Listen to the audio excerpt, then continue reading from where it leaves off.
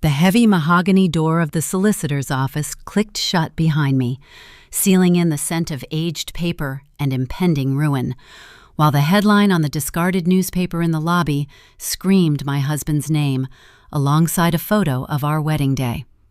It was a masterpiece of orchestrated disgrace, a trap laid with such surgical precision that by the time I sat down, I was already legally penniless, homeless, and officially the primary suspect in a federal fraud investigation.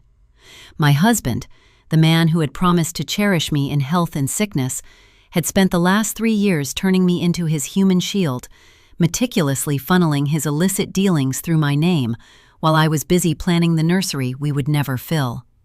3 years ago, my life felt like a portrait painted in soft, warm watercolors. I lived in a sun-drenched colonial house that smelled perpetually of lavender and freshly ground coffee, a sanctuary where Arthur and I built our world. Arthur was a brilliant architect, or so the world believed, and I was the proud curator of his domestic peace. Our Sunday mornings were sacred. He would read the architectural digests, and I would potter about our garden, pruning roses and feeling like the luckiest woman in the city. My mother-in-law, Elena, had been a constant, if slightly sharp-edged, presence. She was the woman who had graciously gifted us the down payment for our home, a gesture I once heralded as the ultimate act of maternal love, never realizing it was the first link in a chain that would eventually bind my wrists. She had a way of looking at me, eyes narrowed behind her designer frames, that I interpreted as simple territoriality.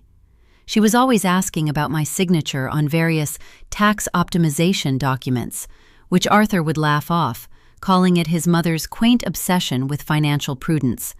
I signed them all without reading, trusting him with my very soul. I was the silent partner in a life that seemed perfectly aligned, blissfully unaware that the foundation of our home was rotting from the inside out. Arthur was the gold standard of a modern husband, attentive, ambitious, and seemingly devoted. He was the one who insisted on handling our investments, telling me that I shouldn't concern myself with the dirty work of finance, while I focused on my design career. I spent my days sketching interiors, lost in a world of textures and light, while he navigated the cutthroat world of city contracts. Elena, meanwhile, became increasingly involved in our household affairs. She would stop by unannounced, bearing homemade pastries that tasted faintly of bitter almonds, her conversations drifting seamlessly from architectural trends to the burden of being wealthy. She often told me, "You know, Clara, a name is a powerful thing. It can be a bridge or a barricade. Make sure yours is always in the right place." At the time, I thought she was offering pearls of wisdom about career networking. Now, the memory of her voice makes my skin crawl. The mentor who changed everything was Elias Thorne, a retired judge and an old friend of my late father's. Elias was a man of few words, his presence commanding silence in any room he occupied. We met for lunch once a month at a quiet bistro tucked away in the city's historic district. During our last meeting, his eyes had flickered with a strange, uncharacteristic intensity as he leaned over his soup. "Clara," he had whispered, his voice barely audible over the clatter of silverware, "the architecture of a life is fragile. If you ever find that the walls you've built are starting to feel like a cage, do not wait for the ceiling to collapse. You must know how to disappear before the fire starts. It is not cowardice, it is survival."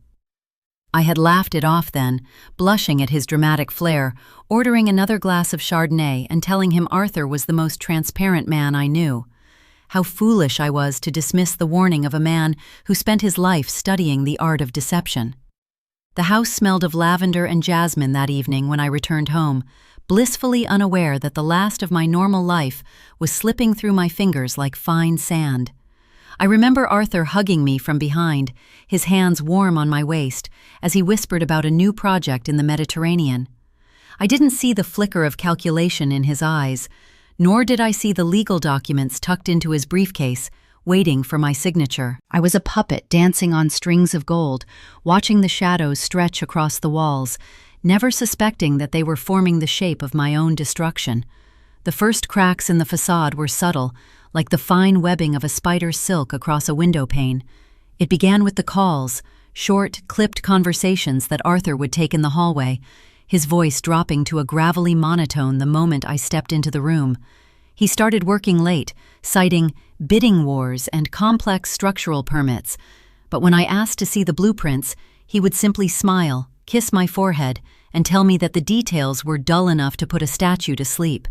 Then, there was Elena. She began appearing at our door at odd hours, her jewelry jingling like wind chimes, pressing me to sign stacks of what she called routine domestic adjustments for the property trust. When I hesitated, she would reach out and grip my forearm, her nails pressing just a little too deeply into my skin, and remind me that a wife's primary duty was to secure the legacy. I felt a persistent, gnawing unease, a static hum in the back of my brain. But every time I confronted Arthur, he would wrap me in a protective embrace, whispering that the stress of the city was getting to me. I wanted so desperately to be the supportive, unflappable wife that I silenced my own intuition, blaming it on fatigue and the pressure of our social circle. The breaking point arrived on a Tuesday, a day so ordinary it should have been unremarkable. Arthur had left his laptop on the kitchen island, a rare lapse in his usually meticulous habits. I had intended only to look up a recipe, but as I reached for the mouse, a notification pinged on the screen. A secure message from a law firm I didn't recognize. The screen was open to an encrypted portal, and the preview pane displayed a list of shell companies, all registered in my name, and a staggering series of wire transfers routed through accounts I hadn't known existed. My blood turned to liquid nitrogen. I clicked on a folder labeled Exit Strategy, and the world didn't just tilt, it fractured. There were scans of my passport, forged signatures on high-interest predatory loans, and a detailed plan to liquidate our house and flee the country, leaving me with the entirety of the legal liability. My heart began a frantic, erratic rhythm against my ribs, a trapped bird desperate to escape.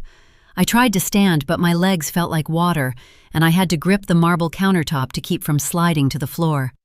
The scent of the lavender I had planted just that morning now felt suffocating, cloying, and heavy with the smell of betrayal. Every document, every investment Arthur had talked about was a brick in the dungeon he had been building for me. I felt the bile rise in my throat as I saw an email from Elena to Arthur, dated 3 days prior. The girl is naive enough to sign the final transfer. Once the equity is drained, make sure she's the one holding the bag when the auditors arrive. The room grew unnaturally quiet. I could hear the hum of the refrigerator, the distant sound of traffic, and the sound of my own ragged, uneven breathing. My vision tunneled until the only thing in focus was the cursor blinking rhythmically on the screen, a heartbeat of malice. I wasn't just losing my house or my marriage. I was looking at the end of my life as a free woman. The shock was physical, a crushing weight on my chest that made it difficult to draw air, yet beneath the terror, a terrifying, icy clarity began to crystallize. I realized then that the mentor's words were not just cryptic advice, they were a manual. As I stared at the screen, the front door lock clicked. Arthur was home early, and for the first time in our marriage, the sound of his footsteps on the hardwood didn't bring me comfort. It triggered a primal, cold-blooded need for survival. I didn't scream. I didn't cry. I simply closed the laptop, tucked my shaking hands into the pockets of my cardigan, and prepared to face the man who was currently planning to erase my existence. The silence in the kitchen was thick enough to choke on. Arthur walked in, his suit jacket slung over his shoulder, a practiced, easy smile gracing his lips, the smile of a man who thought he held all the cards. When he saw me standing by the island, his expression didn't change, but his eyes, those sharp, calculating eyes, flickered toward the laptop for a fraction of a second. That was all the confirmation I needed. My pulse was a jackhammer in my throat, but I forced my muscles to stay loose, my face a mask of practiced indifference. "You're home early," I said, my voice sounding steadier than I felt, ringing with a coolness that seemed to surprise him. Arthur tossed his keys into the bowl. "Meetings got canceled. You look pale, Clara. Is everything all right?" He stepped toward me, his hand reaching out to touch my cheek, his fingers cool and dry. I didn't flinch, but I felt a wave of nausea so potent it threatened to overwhelm my control. I was just looking at your laptop, I said, watching him closely. The air in the room seemed to go static. I saw the notifications from the law firm about the shell companies, about the exit strategy. His hand stopped mid-air. The mask didn't slip, it shattered. The warmth vanished from his eyes, replaced by a cold, predatory intelligence. He didn't stutter, didn't offer a pathetic defense. He simply let his hand drop to his side and let out a long, slow breath. You were never supposed to be in that room, Clara. You were supposed to be out at lunch, or at your studio, or doing literally anything other than snooping. Snooping? I repeated, a bitter laugh bubbling up in my throat. Arthur, you're laundering money in my name. You're turning me into the fall girl for a federal investigation. Was that the plan? We buy the house, we build the happy life, and when the house of cards starts to wobble, you point the finger at the wife who didn't know anything. He paced toward the window, looking out at the garden I had spent years tending. It's not as simple as you think. This is business, not a fairy tale. You wanted a certain lifestyle, the house, the travel, the prestige. That costs money, and sometimes the money comes from unconventional channels. You signed the papers. Legally, you are as much a part of this as I am. Because I trusted you, I snapped, my voice finally finding its edge. Because you told me it was tax optimization. He turned back to me, his face twisting into something ugly. Trust is a luxury, darling, and you've been living in luxury for a long time. It's time to pay the bill. Before I could respond, the front door opened again. Elena walked in, her footsteps rhythmic and deliberate, like a predator circling its kill. She took one look at our faces and sighed, dropping her handbag onto the foyer table. I told you to make sure the privacy settings were absolute, Arthur. You've always been sloppy with your technology. Mother, stay out of this, Arthur warned, though his tone lacked any real authority. Elena ignored him, walking straight up to me.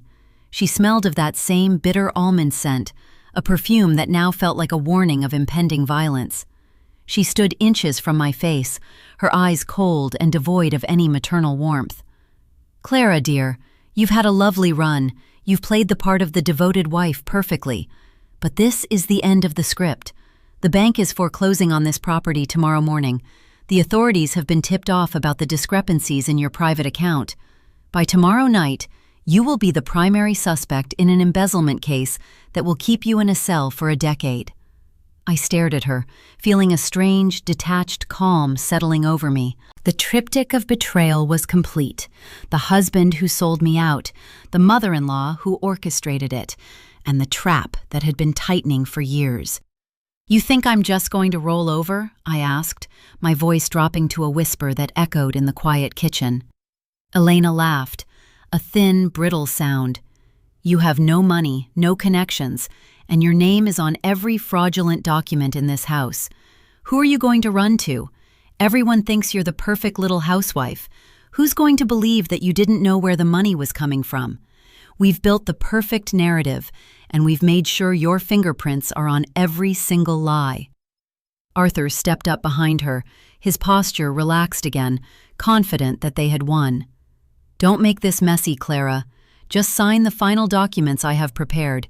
If you cooperate, we might be able to redirect the investigation. Maybe you only get a few years in a minimum security facility. If you fight us, well, let's just say there are ways to ensure you never leave a prison cell at all. The audacity of it was breathtaking. They weren't even hiding the malice anymore. They were so blinded by their own arrogance that they didn't see the light in my eyes, the cold, hard light of someone who had already received the instructions on how to survive. I looked at the table where Arthur's laptop sat, then back at them. I knew I couldn't win by playing their game. I had to change the rules of the board. The air in the kitchen felt pressurized, like the moment before a storm breaks. Arthur's threat hung there, heavy and suffocating, but I found myself standing straighter. The fear that had paralyzed me minutes ago was being replaced by a sharp, crystalline resolve. I realized then that they weren't just villains. They were habitual gamblers who had become addicted to the thrill of their own deception. You really think you've covered every angle, don't you? I asked, my voice steady, almost conversational. I didn't reach for the laptop. I didn't scramble for the door. I simply crossed my arms and met Elena's piercing stare head-on. "We have," Elena sneered, crossing to the counter to pour herself a glass of wine with chilling nonchalance. "We have spent 3 years curating your fall, Clara. Every signature, every digital footprint, every misplaced file, it all points back to you. You are the sole signatory on the trust that funnels the offshore funds. The authorities won't even look at Arthur once they see the mountain of evidence against you." Arthur leaned against the island, crossing his arms. "It's a masterclass in risk management, really. You should be impressed. You've been living in a house paid for by your own criminal downfall, and you didn't even notice the view." "Except for one thing," I said, my gaze shifting to Arthur. "You forgot that while you were busy managing risk, you were also busy being a narcissist. You kept the originals, the handwritten ledgers in the floor safe in your study, the ones that document the real beneficiaries of the shell companies, the ones where you and Elena are the primary account holders. Those aren't in my name, Arthur. They're in yours." Arthur's smug expression faltered. A flicker of genuine panic crossed his features before he regained his composure. "Those are encrypted. No one can access that safe without a biometric scan, and I'm the only one with access. Don't play detective, Clara. It doesn't suit you." "Are you sure?" I smiled, and for the first time, I saw a genuine tremor in his hand. "I've had those codes for 6 months. Ever since I found you whispering with that accountant of yours in the garage. Did you really think I wouldn't notice you moving the safe's weight sensor? You're an architect, Arthur. You're obsessed with load-bearing structures. It was incredibly easy to figure out how to bypass a wall-mounted electronic lock." Elena slammed her glass down, the sound echoing like a gunshot. "She's bluffing, Arthur. She has nothing. She's trying to stall so she can figure out how to run." "Oh, I'm not running," I said, taking a step toward the foyer. "I'm just finishing the audit. If you move, Clara, I swear." Arthur lunged toward me, but he stopped when I pulled my phone from my pocket. It wasn't just a phone, it was a recording device, and I held it up, watching the display track the live audio stream. "I've been recording this entire conversation," I lied, or rather, half-lied. I had been recording since he walked through the door, but the real insurance was already with a third party. "The police don't need a whistleblower, Arthur. They need a trail. And thanks to your ego, you left a breadcrumb path leading straight to your front door." Arthur's face turned an ashen gray. "You wouldn't. You'd go down with me. You know that. The authorities will see your name on the shell companies. You're complicit." "I am a victim of identity theft," I corrected him, my voice cold enough to freeze water. "I have the police report filed 3 hours ago, long before you walked through that door. I went to the station, Arthur. I brought the documents I printed from your laptop earlier today. I'm not the suspect anymore. I'm the star witness." The silence that followed was heavy with the stench of their impending ruin. Elena looked as if she had been slapped. She went from cold and calculated to frantic, her eyes darting toward the door. "We can make a deal," she hissed, abandoning all pretense of dignity. "We can give you the offshore accounts. We can leave the country tonight. Just give us the drive with the files." "There is no deal," I said, walking toward the front door. "There's only the fallout." Arthur didn't try to stop me this time.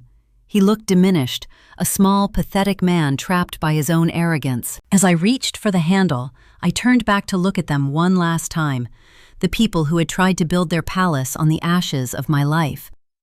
"You taught me something, Arthur," I said, my hand on the latch. "You taught me that if you want to keep your house standing, you have to make sure the foundation isn't built on lies. You forgot that I was the one who designed the interior.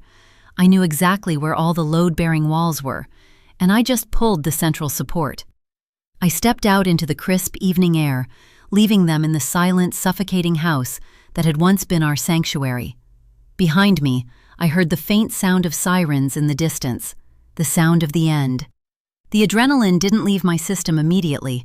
It crystallized, turning into a cold, sharp focus that sustained me through the next 72 hours. While Arthur and Elena were still scrambling to move assets that had already been frozen by the authorities, I was sitting in a sterile, fluorescent-lit office with a prosecutor who looked at me not with suspicion, but with the weary respect one gives a survivor. The evidence I provided, the digital ledger, the original paper trail I'd retrieved from the safe, and the recorded admission of their intent, was a tsunami that left them no room to navigate. I wasn't just a witness, I was the architect of their dismantling. The retribution was swift and public.